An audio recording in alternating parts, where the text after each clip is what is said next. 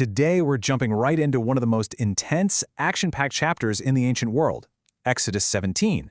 Seriously, this thing reads like a movie script. It's got two completely different stories crammed into one short chapter. First, there's a crisis of survival that nearly causes a full-blown mutiny, and then, the second that's over, a surprise attack threatens to wipe them all out. So really, this whole explainer boils down to one huge question.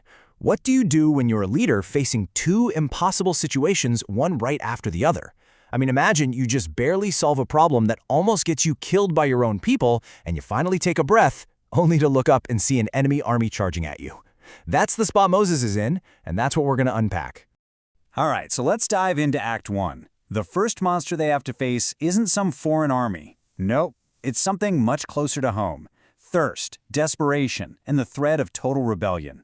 So picture this. The Israelites get to this place called Rephidim, and it's bone dry, no water. Now, they're at their absolute breaking point. The text says the people did chide with Moses, but let's be real, that's a huge understatement. This wasn't a polite disagreement. This was a mob, and they were furious. And just listen to the raw despair in their accusation here. They're not just complaining about being thirsty. They're screaming at Moses, saying, "Did you lead us all the way out here just to watch us, our kids, and all our animals die?" Their fear has just boiled over into pure rage. And Moses knows exactly how serious this is. He turns to God, and he's not just asking for water. He's basically asking for his life. He says, "What am I supposed to do? They're about to stone me." The whole situation has gone from a leadership problem to a life-or-death emergency for him personally. So in this pressure cooker moment, God gives Moses this very clear, very public four-step plan.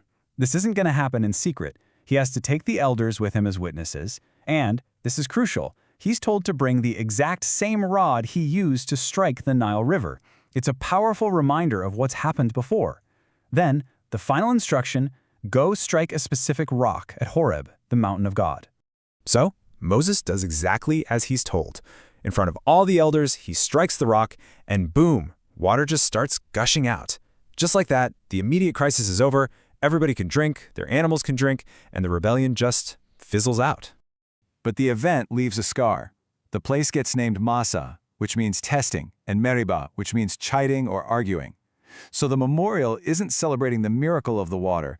It's a permanent reminder of the crisis itself, of the people's bitter anger and that fundamental question they threw out there. Is God even with us or not? You'd think they could finally relax, right? Wrong. The moment the dust settles from one life-threatening disaster, a brand new one erupts out of nowhere. Let's get into Act 2, the trial by combat. The way the text puts it is so blunt, so sudden. It just says, "Then came Amalek and fought with Israel." That's it. No warning. An enemy army is on them, and the fight instantly switches from an internal battle for water to an all-out war for their very existence. Moses immediately comes up with this two-front strategy. He puts a new guy, Joshua, in charge of the actual fighting down in the valley. Meanwhile, Moses takes his brother Aaron and another guy named Hur, and they go up on a hill to overlook the whole thing. And guess what's back? That same rod from the first crisis, only this time it's called the Rod of God, kind of leveling it up from a personal tool to a sacred banner. Okay, and this is where the story gets really, really strange. The entire battle hinges on what Moses is doing up on that hill. It's incredible. When he holds his hand up, the Israelite army starts winning. But the second his arm gets tired and drops, the tide of the battle literally turns and the enemy, Amalek, starts to prevail. The two things are directly connected. And here's the catch. Moses is just a man. The spiritual force behind the entire battle depends on a feat of physical endurance. And well, his arms get heavy. I mean, try holding your arms up for more than 5 minutes, let alone hours. His human weakness suddenly becomes the single biggest threat to winning the war. This is where his two friends step up, and it's awesome. They don't just shout encouragement. They get practical. They find a rock for Moses to sit on, and then Aaron gets on one side, Hur gets on the other, and they physically hold his arms up for him, keeping them steady all the way until sunset. It's this powerful image of a shared struggle. And because they did that, because his hand stayed up, the battle down below had a clear winner.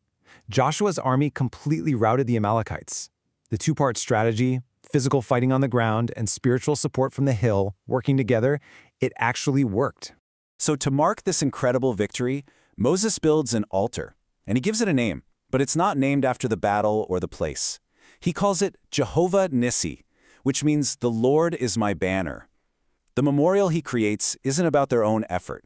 It's pointing to the divine presence that led them, just like a banner leads an army into a fight. So let's just step back and look at what we've got. Two massive, back-to-back crises, two resolutions, and two very different kinds of memorials. And that brings us to the legacy of this whole chapter, how these crazy events were meant to be remembered. When you put them side by side, the contrast is pretty amazing. Crisis number 1 is an internal threat, rebellion.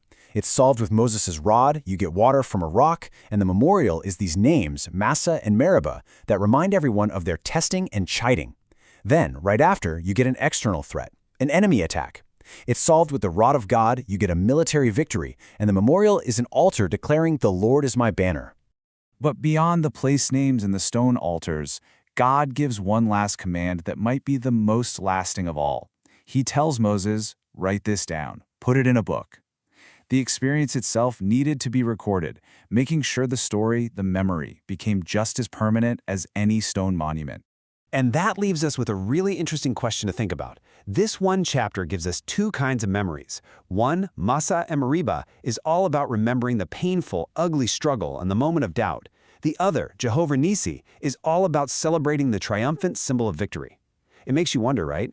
When we tell our own stories of getting through tough times, which part is more important to remember?